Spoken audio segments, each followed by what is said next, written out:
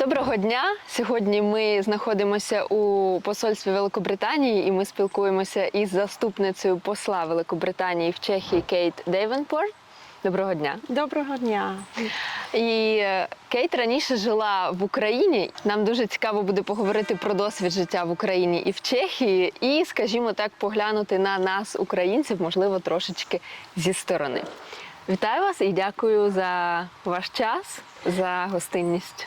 Я дуже рада, що ми маємо можливість спілкуватися і, звичайно, як ви знаєте, я була 4 роки в Україні, в Києві, працювала в посольстві, я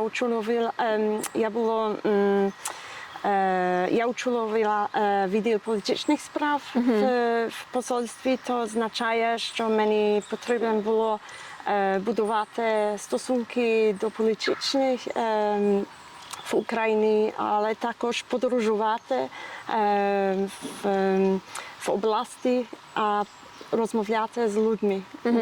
Тобто ви будували зв'язки всередині України? Точно. А виїжджати, спілкуватися з людьми в областях?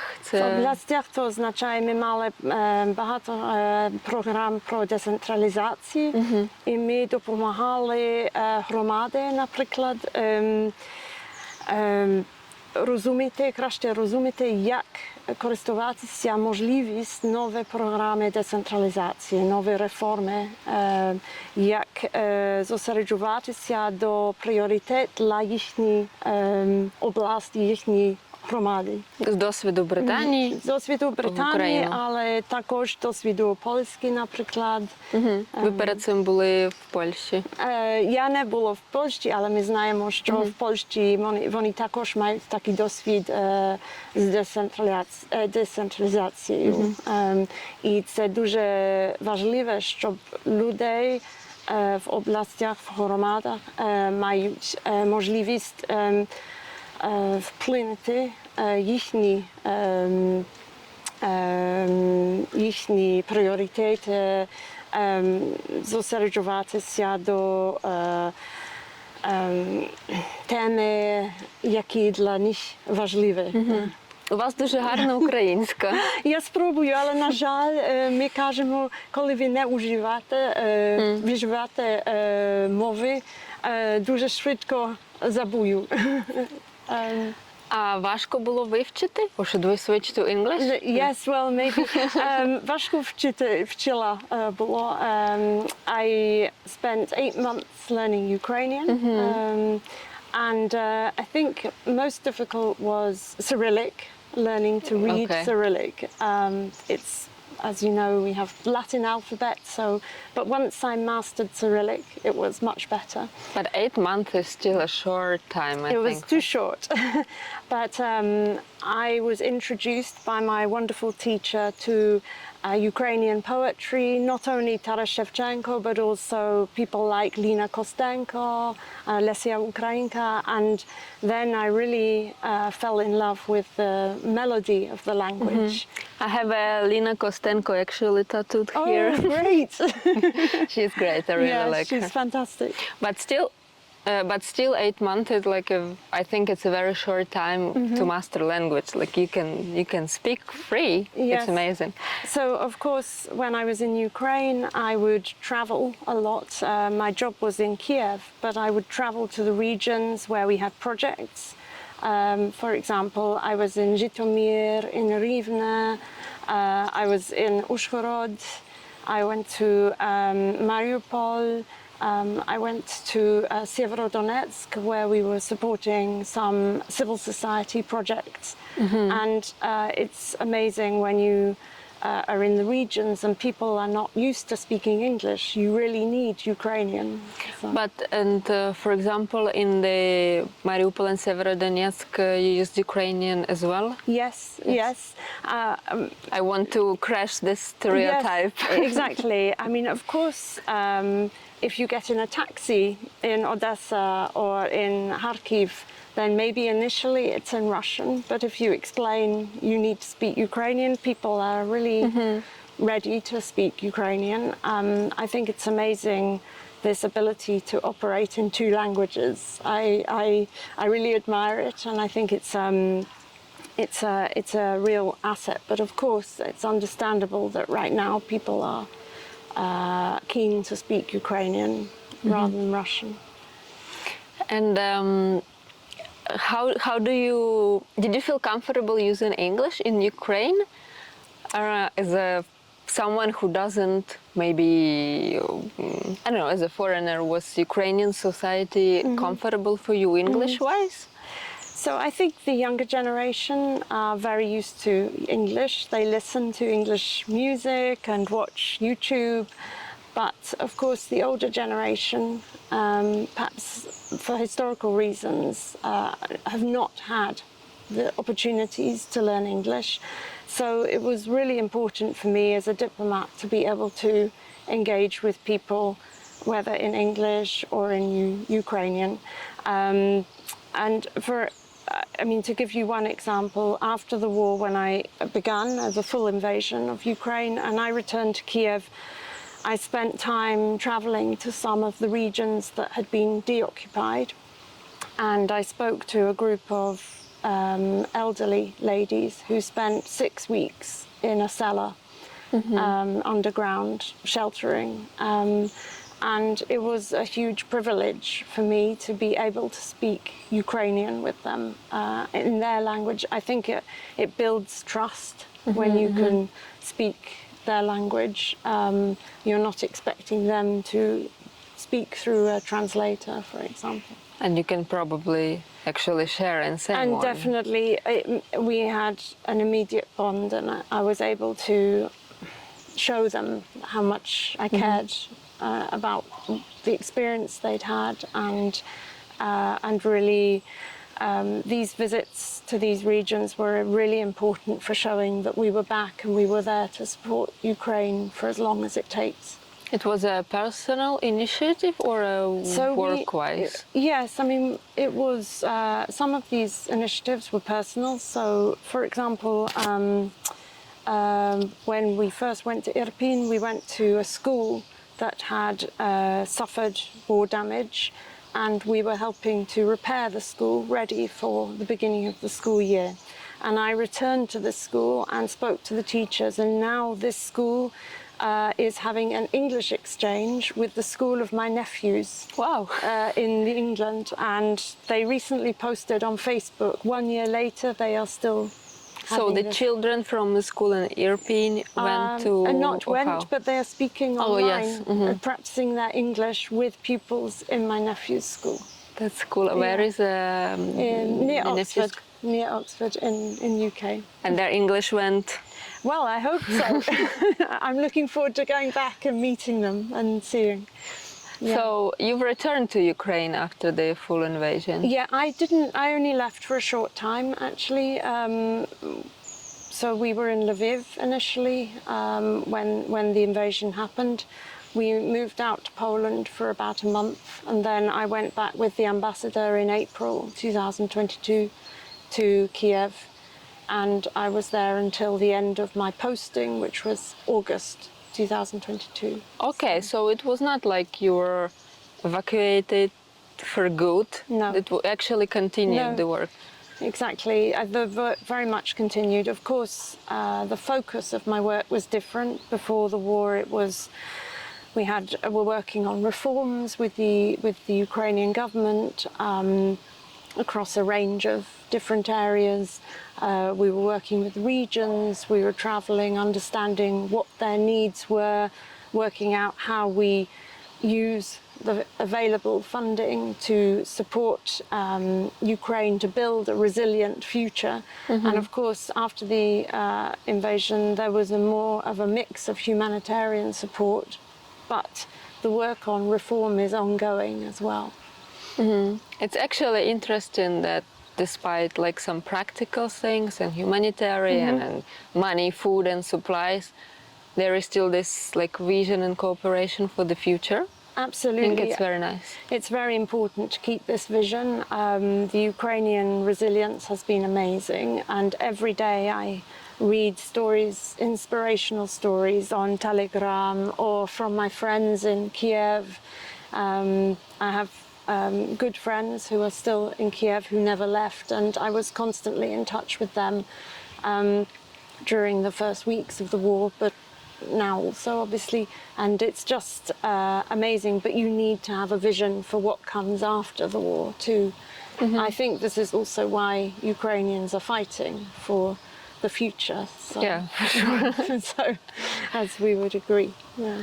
And you continue working on the decentralization. So I think decentralization was a really important tool for Ukrainians in regions to understand what they wanted in the future and to resist the Russians. Certainly, I mentioned I went to Kharkiv. It was one of my first visits when I arrived in 2018.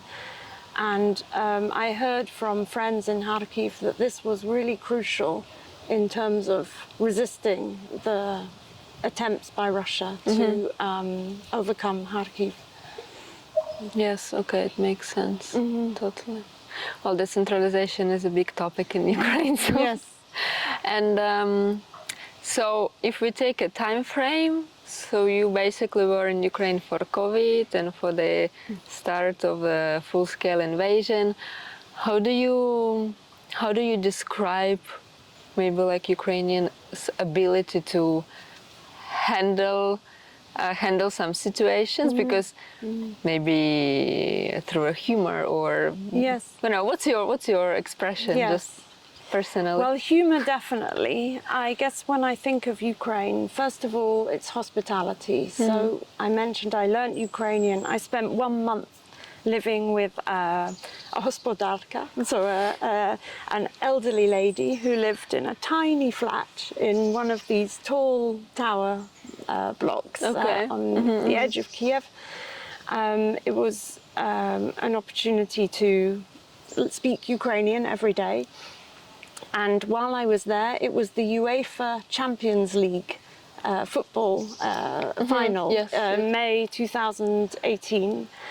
And it was just amazing how hospitable the Ukrainians were in Kyiv. I mean, not just the decoration in the town and the welcoming signs, you know, Laskavo, Prosimo everywhere, but it was also my hospodarka insisted on giving up a room in her flat to some football fans who were coming to watch the match. So that was really an example of hospitality, and I have other good friends who invited me into their home to celebrate Ukrainian festivals.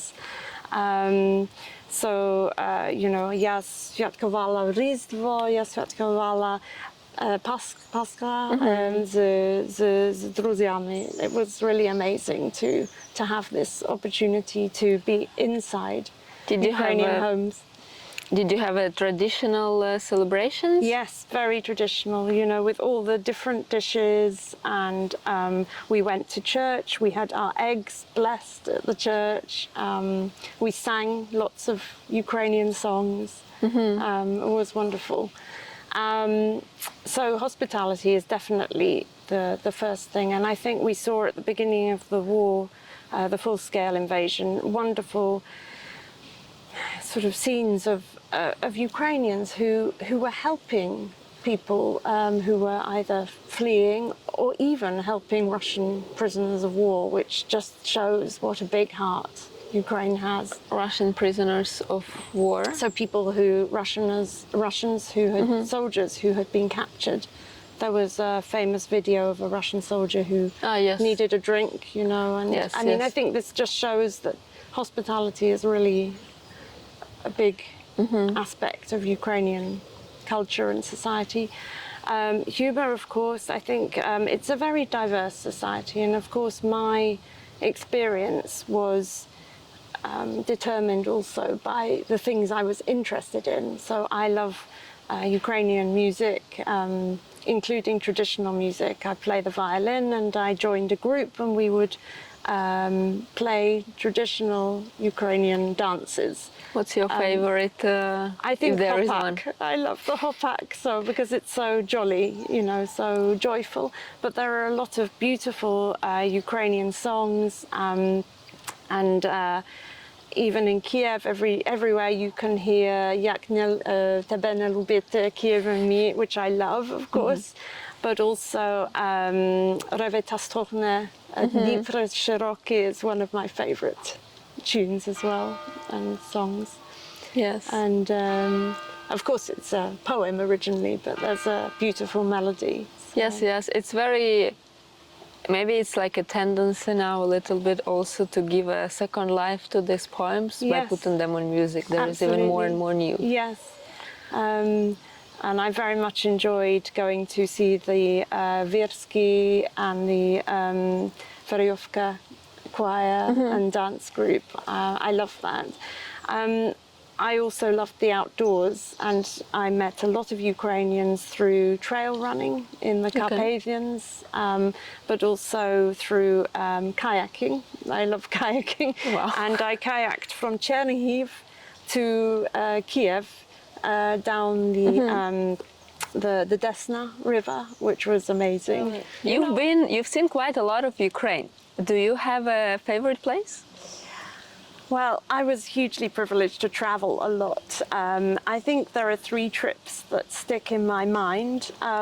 So the first one was a trip to Severodonetsk in Luhansk Oblast, and it was amazing because I went by car from Kharkiv down to Severodonetsk, and one thing that sticks with me are the amazing melons. The agriculture is so rich in Ukraine, and I really miss all the fresh fruit and vegetables that we had.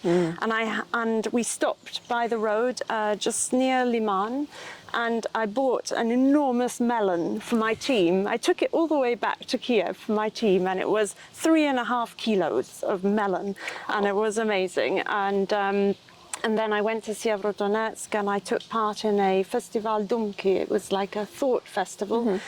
And it was just inspiring all these civil society organizations that had grown up close to the conflict line. This was 2019. And the people were so inspiring and so motivated. So this was an amazing trip for me. And in Severodonetsk, they had a wonderful cafe serving lots of lemonades. And now I know in Czech Republic they try and create lots of lemonades, but the first place I enjoyed different lemonade was in Severodonetsk. What was the strangest one? Oh, strange. Well, oblipikowy lemonade was new for me. We don't have... it's a buckwheat? Sea buckthorn we call it, but we don't have it much in the UK. It's more... something you find on the Baltic coast and in Eastern Europe. So this was one trip. The second one was to Chernivtsi. I love Chernivtsi. I went to a market, and one thing I really miss is all the range of tomatoes. There is not one sort of tomatoes. There's 15 sorts of tomatoes, and we were flying back from Chernivtsi because we needed to be back in Kiev. So we packaged our clothes and sent them by Nova Pošta, and we filled our suitcases with tomatoes. We took tomatoes back to Kiev. So amazing. I actually can relate because I used to bring tomatoes to Czech Republic, but I had to put them in like a water bottle so they don't get squished. Yes, this is always the challenge, yes. But amazing. I don't think I found, only once I found tomatoes so good here than at home. I don't know. Absolutely. I don't know why, maybe for the soil, probably for the soil, but that's like the one food that you can really tell. Absolutely, and this very rich earth, which is amazing. And then the third place that's very close to my heart is Kherson. So we had a number of projects in Kherson before the full-scale invasion, where we were trying to develop public services, particularly for people crossing the border from Crimea, so that they could really get support inside Ukraine. And it was also a way of combating some of the disinformation in Crimea about the situation in Ukraine. And it's funny because actually there are quite a lot of links between Britain and Ukraine that you might not know. So Donetsk, for example, was founded by a Welshman, John Hughes. He was a businessman and he built the first steel and coal mines in Donetsk, and he founded the city. And it turns out there was also an Englishman in Kherson. His name was John Howard, and he was a prison reformer. So he tried to improve conditions in prisons. And I don't know why he ended up in Kherson, but he did. And there's a statue to John Howard, and there's a pub named after John Howard. So we enjoyed a very nice meal in the John Howard pub. So that's amazing. Yes. Because I come from Mykolaiv, which is very close to Kherson, and recently we went to Kherson. Of course, it doesn't look like this right now, but it's very nice to hear, you know, something maybe from a past and hopefully from the future. Definitely. And but it's interesting for me, what kind of support, for example, were people from Crimea looking for? Because I don't have experience with that. So, for example, if you're coming from Crimea and you need access to health services, making sure that the right health services were available. These are obviously provided by the state, and they needed support to ensure that they were properly set up, that they were publicized, that there was even digital access. So part of this was about digitalization, so that people could understand more easily what they could get locally. Also support with looking for jobs in the region. So sort of employment services as well. And this were programs by the embassy, or you were just helping the Ukrainian institutions? So they were programs that we were funding through third parties. I think this one was a UN development program, but there were other third parties developing them. And we had a special fund that we set up together with 5 other embassies called a Partnership Fund for Resilient Ukraine, which was about trying to build Ukraine's resilience by developing these public service projects. We also worked very closely with the Commissioner for Crimea, which Anton Korinevich, who is now working on the Special Tribunal for war crimes. But at the time he was in charge of sort of building relations between Kyiv and Crimea. So we went to see the border crossings, where these temporary border crossings. And I think that had a big impact on me because it felt so unnatural. You just see these roads going off into the distance, and these places that were inhabited and now are sort of in this no man's land. Grey area. And do any of these programs, or maybe they reshaped somehow, do they still function? Or I mean, we are putting a lot of humanitarian support. So together our military, humanitarian, bilateral support for Ukraine since the beginning of the full-scale invasion is 9.3 billion pounds. It's really a lot of money. And in a humanitarian or in general? That's the full amount, but humanitarian is obviously a big part of that. And in terms of this partnership fund, a lot of their work has been about rapid recovery. So making sure that hospitals are repaired quickly so that they can function again, or schools are repaired so that they can take pupils in. Bomb shelters are functional, for example. So it's been more of a sort of short-term recovery, but the idea of the fund is also to look to the future and how do you support these efforts to look at the reconstruction of Ukraine, because the amounts it will require are huge, but they need to be used in a way that sort of gives that considers all the different elements for reconstruction. So also inclusivity. You and I met at the Liderka conference, and one of the issues is, of course, how do you make sure that the future of Ukraine is also inclusive for people with disabilities, for example. So the idea is to build it better, not just rebuild or copy what there was.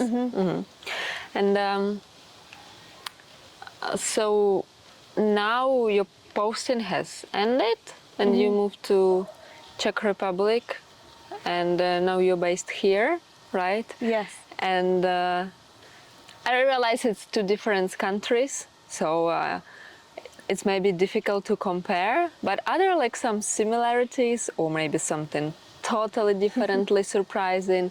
How do you find the languages? Are you trying to learn Czech? Just it's very interesting, I think, for our audience to hear that it's a casual, not a casual, but it's not a very rare experience of someone to, you know, like be in two countries and experience into life and having this experience. So. Well, firstly, as I said, I think it's really important to try and learn the language of the country you're based in as a diplomat. It's a really important way to get under the fabric of the society, understand the culture and the nuances. So I am trying to learn Czech. I think Ukrainian helps me with Czech because the languages have Slavic roots, but you can дуже швидко можуть потрапити на халепу. Because, for example, there are lots of words in Czech that maybe sound like Ukrainian but have very different meanings. If we take napad, to je dobrý nápad, it's a good idea, but for me, napad in Ukrainian, it's an attack or invasion. It's not a nice word. So, it's a good invasion. Yes. And there are other similar ones. Pozor is another one. So a Ukrainian friend was saying, why does it say pozor, which is like shame in Ukrainian? But here it means watch out. So yes, you really need to know the word pozor when you're in Czech Republic, especially with the trams. So. It's or like pozor děti, and the Ukrainian exactly. is usually laughing. Yeah. But okay. And I think one thing that has made me feel very well in the Czech Republic is the fact that it is so supportive of Ukrainians. It took the most refugees per head of population of any country. And although we're now in a period of transition, looking at what might happen with the refugee population in the future and how to handle integration and other issues, I think the Czech people really opened their hearts and their homes. And this is similar to the UK. The reasons were maybe a bit different. I think for Czech people, the invasion evoked memories of 21st of August 1968 and the Russian tanks coming in. I think for the UK, there were also some memories of the refugee situation during World War II, but I think mainly for the UK, there was outrage that Russia was bullying Ukraine and a nuclear-armed power was just sort of, you know, breaching international conventions, international boundaries, the UN Charter, and this was, this really conflicted, UK values, where we, you know, the UK sense of fairness, and I think that's why British people have been so committed to supporting Ukraine. There was actually a very helpful program of accepting Ukrainians, because typically getting a visa is quite difficult, but UK really opened the doors. Are there maybe already any numbers of how this, in a good way, paid off, of how Ukrainians contributed?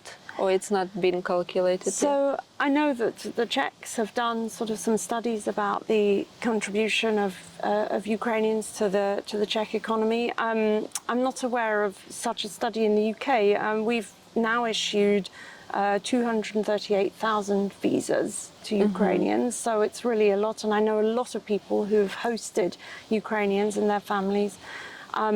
I think I also know of examples of Ukrainians who set up small businesses in the UK.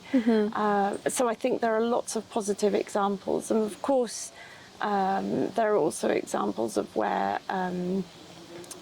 Ukrainians have sort of integrated into the family. So friends of mine gave up some of their garden so that Ukrainians in the area could develop some gardening, grow vegetables in this, and they had a special Ukrainian vegetable patch where they could come and do gardening. And I think it was good for their psychologically, because I think for a lot of people, of course, they bring their skills, but they've also been traumatized, understandably, by the experience. So, but it will be interesting to see whether Ukrainians,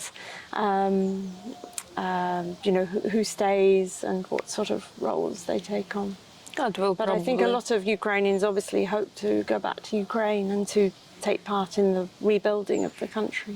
But there is someone who doesn't really have where to come back, unfortunately. Yeah. So it's very important that they have a way to integrate and to actually be like supportive of the country that accepted them. Absolutely. And also maybe the last topic I want to touch, because I mean we could speak for 3 more hours. Do you see the difference of maybe how Russian propaganda talks or speaks or addresses Czech society and British, for example? Well, I think we have seen disinformation and propaganda as a key tool of the hybrid warfare that Russia has been inflicting on Ukraine for a long time, and not just since the full-scale invasion. And in Ukraine we had a whole series of programs designed to support building capacity to confront that disinformation and push back on these propaganda narratives. Here in Czech Republic, we're also working very closely with the Czech government, and we have a team of experts that work with them on a weekly basis to support exchange of what are the narratives, how can we push back. So I think some of the narratives are the same. Obviously, the whole point of the Russian disinformation war is that they have ways of tailoring their narratives to what is currently active in the society. So you will see them pick up on stories here. In the UK, there will be different stories. And the important thing, I think, is to recognise that this is a tool of warfare and to make sure we are armed to resist it and that we find ways of pushing back against it. And I think there have been examples of where that's been done very effectively. You mentioned humour, and I think using humour is important as well. But it's something that is for us very important. We have a big programme working on counter-disinformation. Okay. That's very important. I mean, sometimes it gets lost behind all the material help. But here in Czech Republic, we noticed that it's sometimes quite strong narratives of manipulating history, and so it was interesting. Okay. I think learning to discern what is genuine message and what is disinformation is a real, an ongoing challenge, and we have programs that try and support people on that. One program that we supported here in Czech Republic was with senior citizens. So it's a Czech NGO that we provided some funding to, who ran some seminars with senior citizens to try and help them to identify when is something propaganda and when is it genuine news, and how do you make the difference. Because that's considered to be a vulnerable part of a society, actually. Yes, yes. Okay, well, thank you. Дуже приємно було з вами розмовляти і дуже рада, що ви були у нас. І до зустрічі в Україні. До зустрічі в Україні, до перемоги.